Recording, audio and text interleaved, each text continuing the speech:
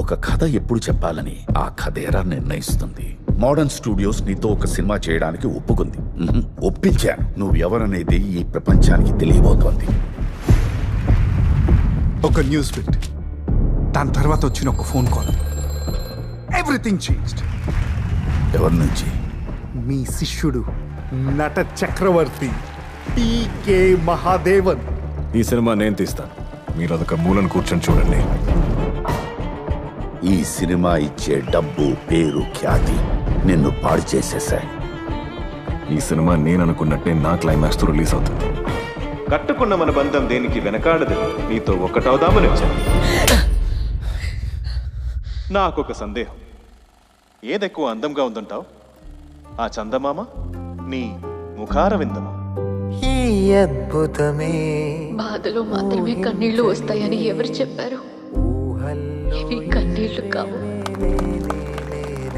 చాలా బాగా చేశారు. ఈ అద్భుతమే ఊహించనిదే ఏం జరిగినా సరే నీ శ్రద్ధని కోల్పోకుండా నేను ఆశపడిన విధంగా ఈ సినిమాలో నటిస్తానని నాకు ప్రమాణం చే.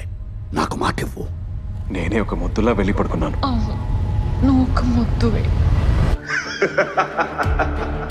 జరిగిందంతా నాటకం. అయ్యా, ఇది మీ సినిమా, మీరు చెప్తేనే నేను వింటాను. ఇక నుండి ఇది మీ సినిమా సెట్ కాదు, నా పోలీస్ స్టేషన్. మోహన్ నీ చావు నా చేతుల్లోనే. నిజంగానే అంత గొప్ప నటుడా? ఏంటో ఆటలాడుతున్నావా? ఆయన చూస్తే నాకు అలా అసలు అనిపించట్లేదు. ఈ సినిమా ఈ రోజు పూర్తవ్వాలంటే ఈయన వెళ్ళిపోవాలి ఇప్పుడే. అనంటే ఎవరా? నిన్ను ఓదిపారేయడానికి నాకు 5 నిమిషాలు కూడా పట్టదు. ఊదేయడానికి నేను మట్టిని కాదు, పర్వతాన్ని. ఏంట్రా అంకుల్? కొన్ని నిజాలు బయటికి రాకపోతేనే మంచిది.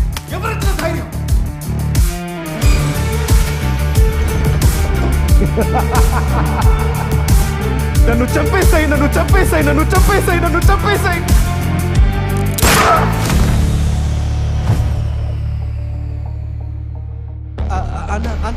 కెమెరా దగ్గరికి తీసుకురా. సరే సార్. నా ముఖానికి పెట్టు. Camera close.